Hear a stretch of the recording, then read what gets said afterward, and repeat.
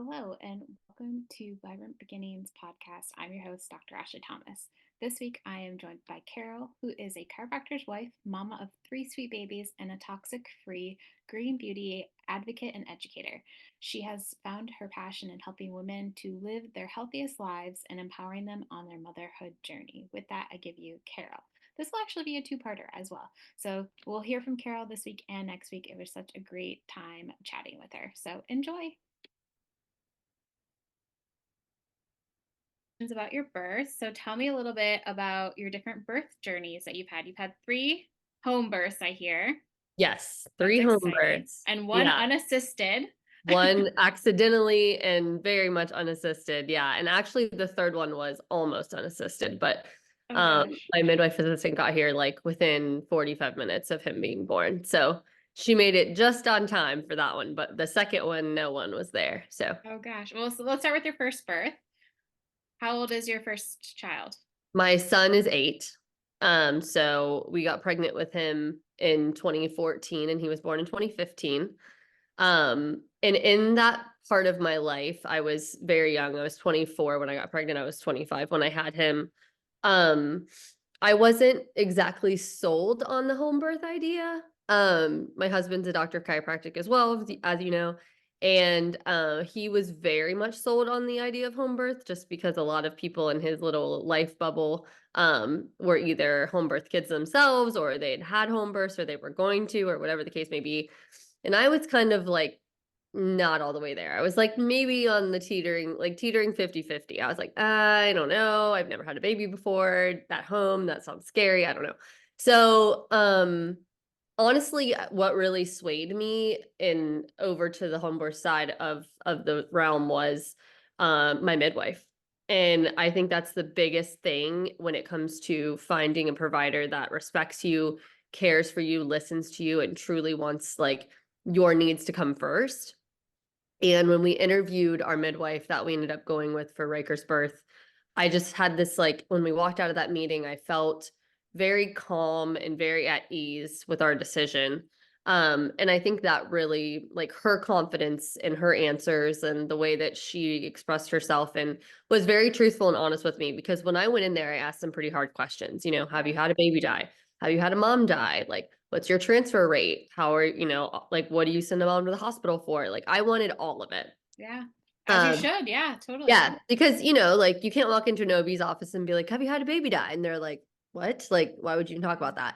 Yeah. So, and it happens much more frequently in those places than it does with a midwife. So, I also, did my due diligence on research as far as like watching The Business of Being Born, which I highly recommend to anyone who's looking at home birth as an option.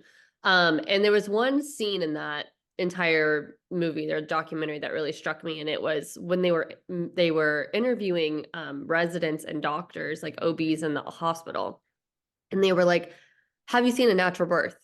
And they're like, what? And they're like, no, how many natural births have you done?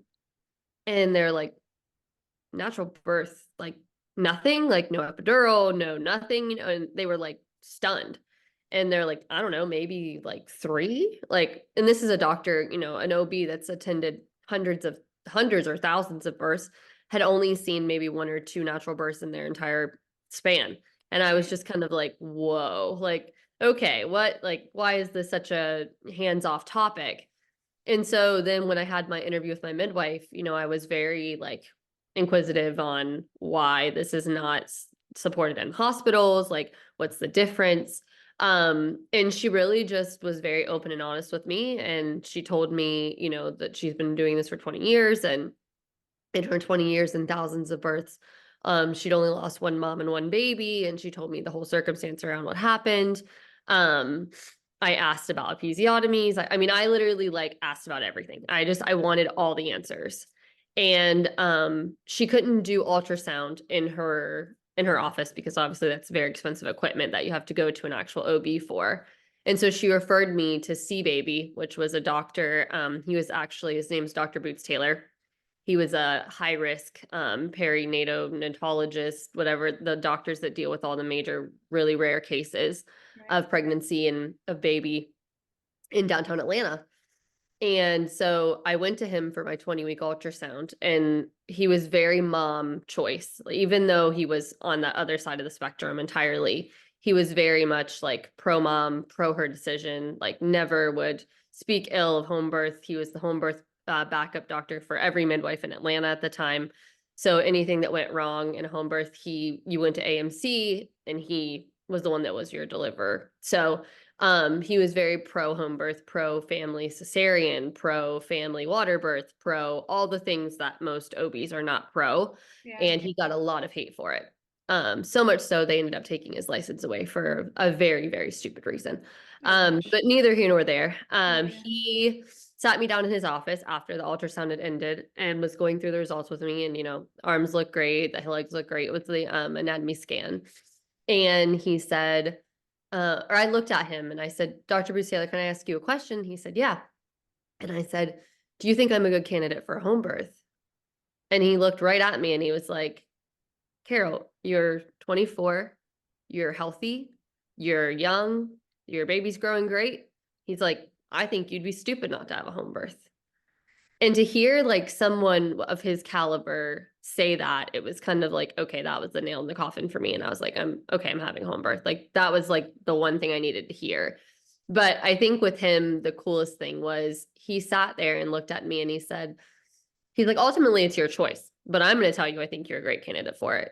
And he's like, who's your midwife? And I was like, said the name, and he was like, okay, well, that's an even better idea, because he said, and I said, well, how often do you see her for transfers, is what I was kind of getting at. Because Right. I knew if I was having a home birth, the last thing I wanted was to be transferred. Like Right. it Yeah. needed to be like a very serious situation for me to be transferred from home if I got this in my head that this is what I was doing. So he told me, he's like, I don't know, I maybe see her like 3 or 4 times a year. And I was like, okay, I feel better. So that was kind of like another little weight off my shoulder. But one thing he said to me that really struck me was, he's like, Carole, he's like, when it comes to pregnancy, he's like, all your life you're given all these choices. Do you want Pepsi or Coke? Do you want pizza or steak? Do you want this or that? He's like, and no one ever recommends one or the other, right? They just ask you like, what do you want? And this is what, and you get to decide. He's like, but then you get pregnant and all of a sudden you don't have choices anymore. You're told what to do. It's expected.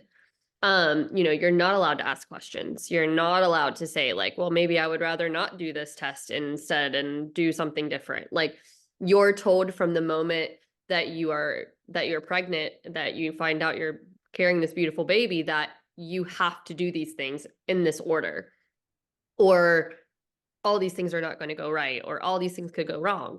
And he's like, and the reality is that's false. He's like, you have all the decisions. You make all the decisions. And he's like, I never want you to feel like you don't have any decisions.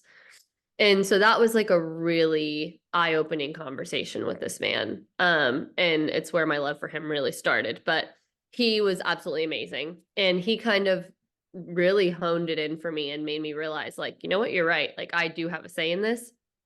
I do get to make this decision. And so when we left his office, I looked right at Cody and I was like, we're having home birth. And he's like, thank God. Because he was already, I want this home birth.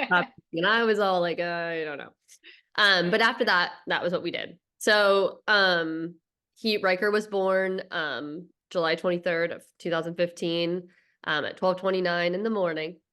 No. He was a water birth. So first birth was a water birth. It was all very textbook, like from start to finish. My water broke at like 6 o'clock in the evening. And then first contractions started at like 8 o'clock at night, and he was born at 12:29. So for a first time mom, my births were all of my births have been incredibly fast, but for a first time mom, that one was pretty speedy. It was about 5 hours from start to finish, and that was water breaking to baby being born. I only had 30 minutes of coach pushing in the tub. And that was pretty much it. I mean, I delivered him on my hands and knees. That seemed to be the position that he was the most comfortable in coming down through the canal. At one point, my midwife did flip me over and put me on my back just to see how he would handle it. And his heart rate started to drop, and she was like, nope, flip back over. He doesn't like that position. And so, you think about like just that moment right there, right? So had I not been in a birthing tub in my house with a midwife, who knows what to do in those situations, but also like was just kind of testing the water to see like how's the baby going to respond when you flip over versus being on your hands and knees.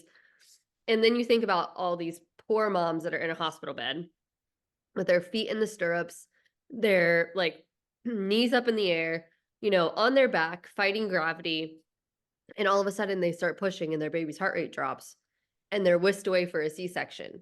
And the reality is, what if all you had to do is flip onto your hands and knees because the baby is a certain way in the canal? And when you flip the body the way it needs to be flipped and you don't fight gravity anymore, the gravity can help pull the baby down the way it needs to be.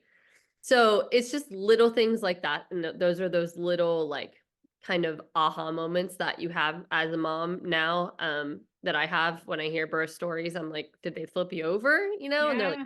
no. And I'm like, that's like, maybe could have solved the whole problem. Maybe not. Right. But in some cases, maybe could have, and then saved that poor mother the traumatic event of a C-section in the middle of giving birth. So it's just like those things are, they're just things that constantly come to mind when I hear stories like that.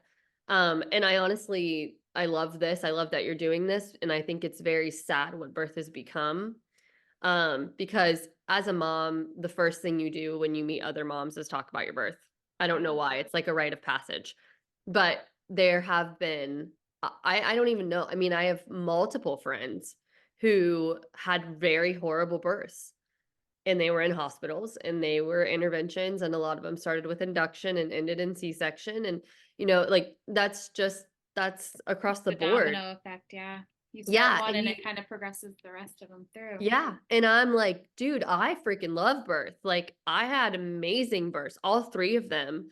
And it was the most adrenaline filled, empowering, like addictive thing I think I've ever done.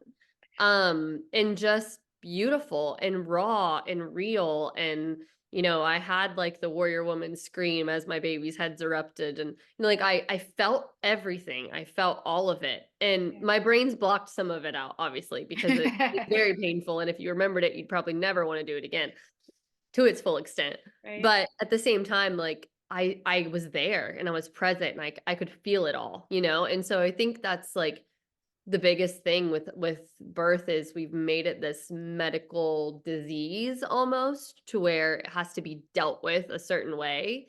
And it's not seen as this like natural, raw, beautiful process that it really truly is. I mean, if you think about how it happens in itself, the baby starts labor, not mom.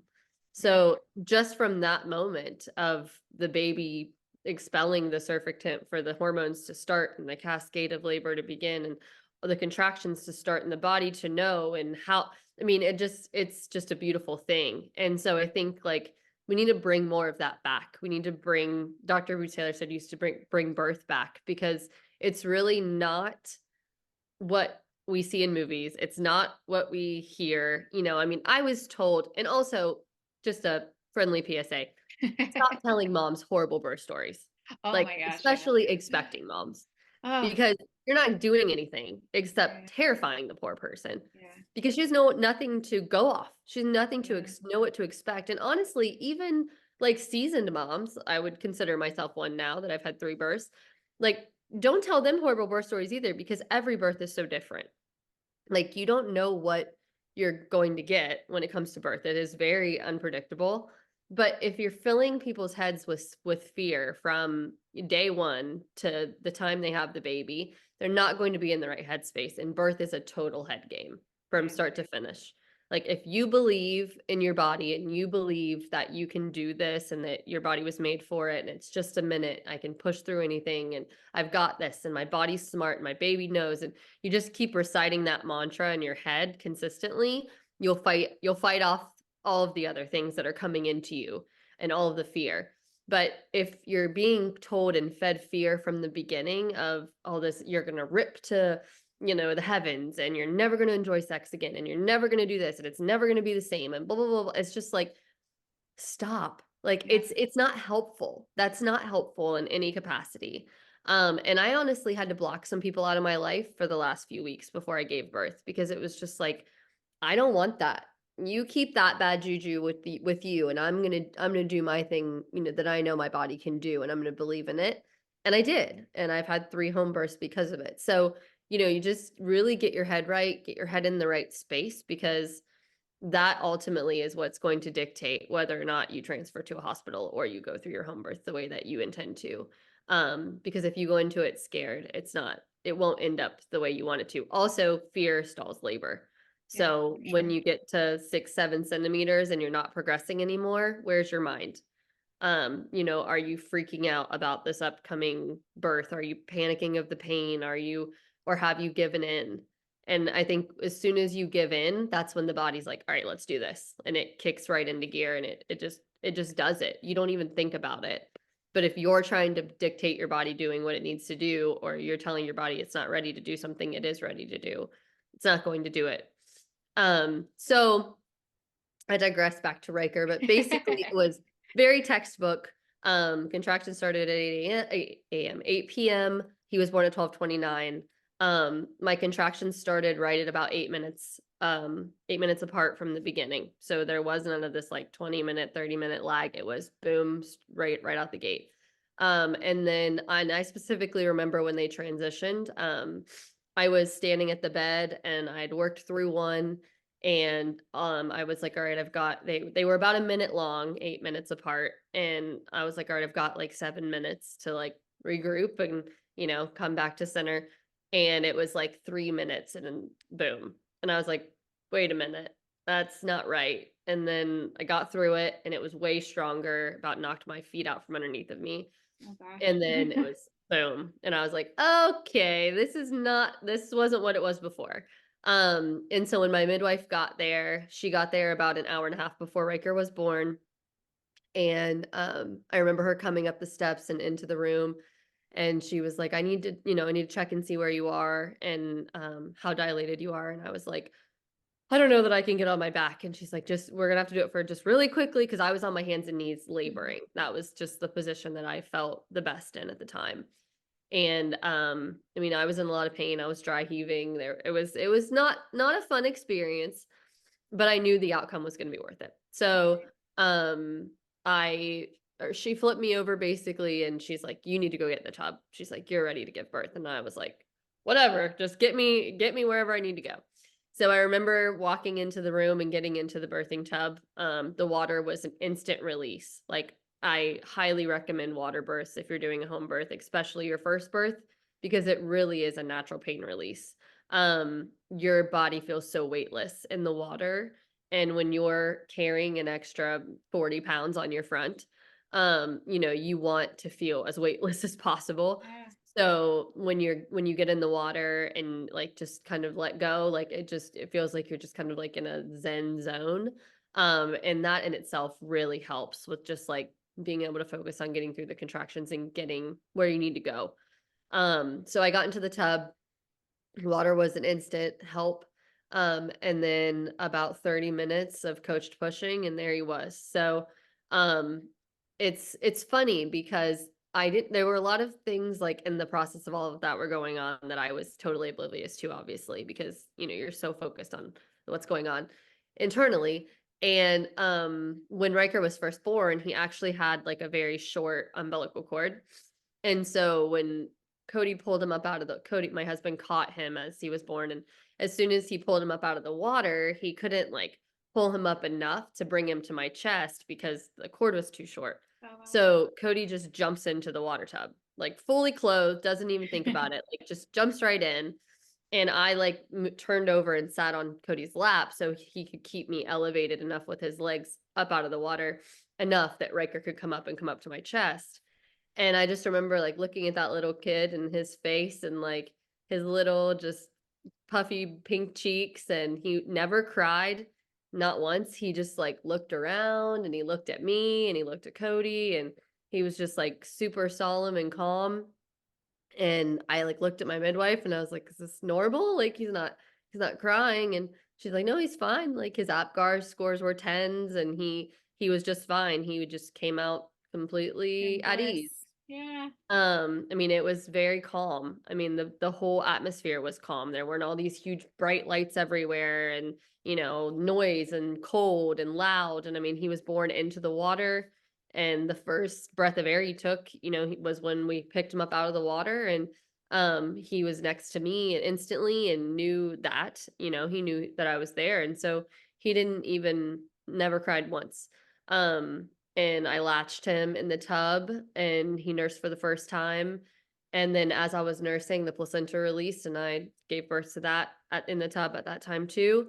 Never really thought about that until a few months later, and I kind of looked at Cody and I was like, I kind of did that on your lap, huh? And he was like, yeah, like it kind of happened. And I was like, well, sorry about that. But never really even thought about how that was done, because it Yeah. just all was so, there was no like, even, it wasn't like, okay, you have to give me the baby now, and you have to deliver the placenta, and blah, blah, blah, blah. Like, it was just like Right. he was nursing the entire time, and I was just looking at him and admiring him and infatuated with him. And the oxytocin was just flowing, and it all just kind of went, like it Yeah. just happened the way it happened. And then after the placenta was birthed, we got out of the tub, they helped me out and into bed. And then Ryker had his newborn exam, and everything was good. And it was like 3:30 in the morning, and Charlotte walked up to me and she's like, "All right, we're gonna go." And I was like, "What? You're gonna go where?"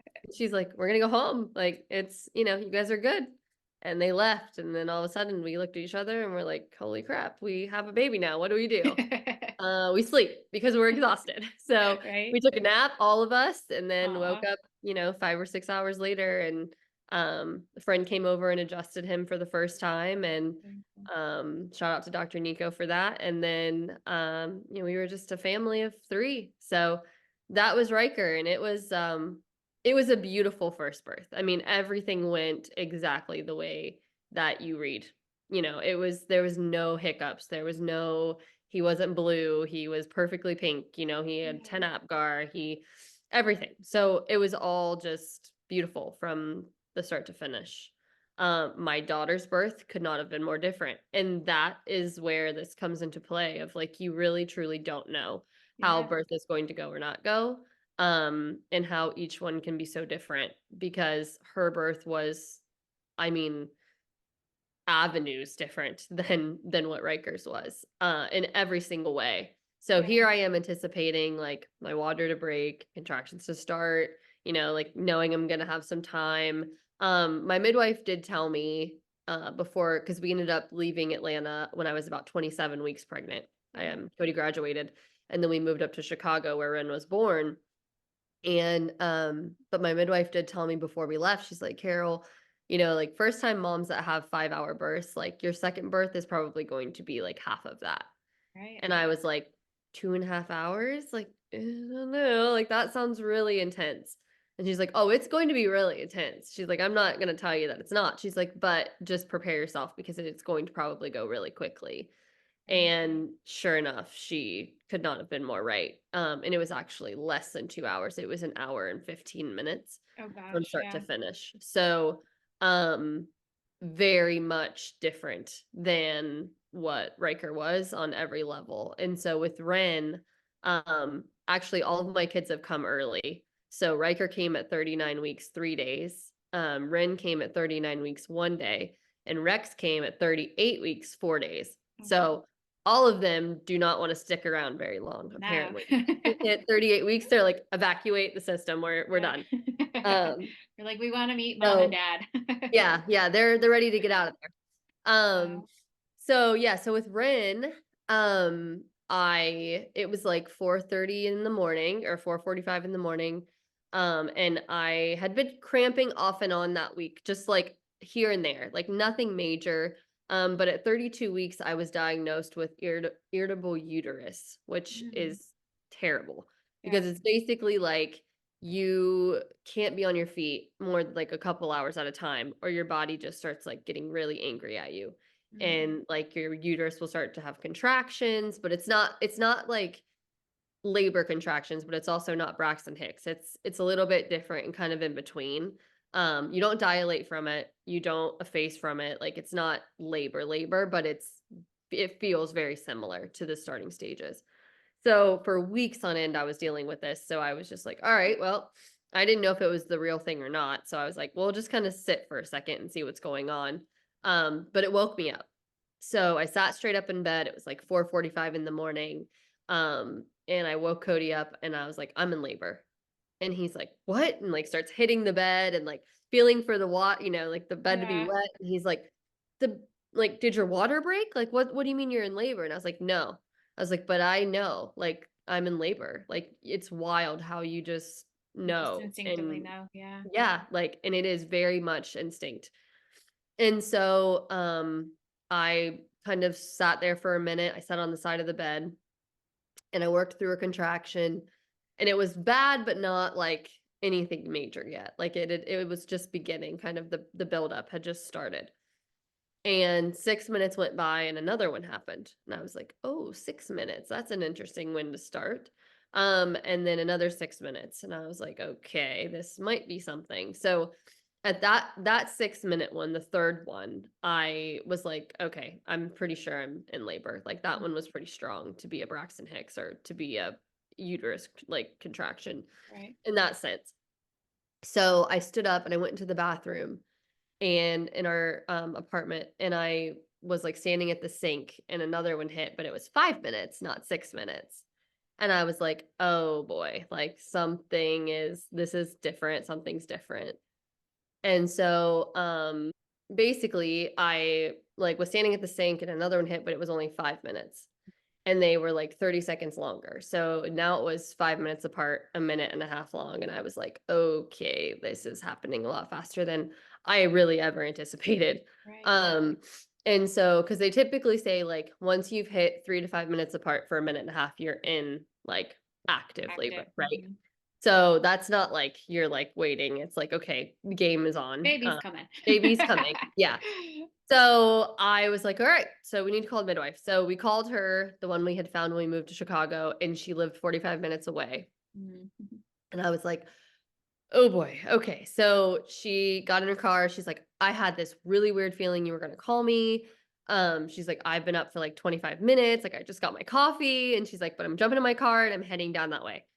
So she's like, I'll be there, I'll drive as fast as I can, but she's like, I'll be there as fast as I can, but I may not make it. And I was like, oh my God, no way. Like that can't happen. Like you have to be here. I can't deliver a baby by myself. I don't know what I'm doing. I mean, I've done it Right. once before, but like not alone, so Yeah. all these things start like piling up in my head. And I'm just like, all right, I've just got to focus. I can't like, whatever happens, happens. It's in God's hands. Like I'm just going to deal with what's happening in front of me, which is the fact that I'm about to die. So the contractions No. were getting so strong. And I was like in so much pain. And we had a third or a 3 bedroom apartment at the time.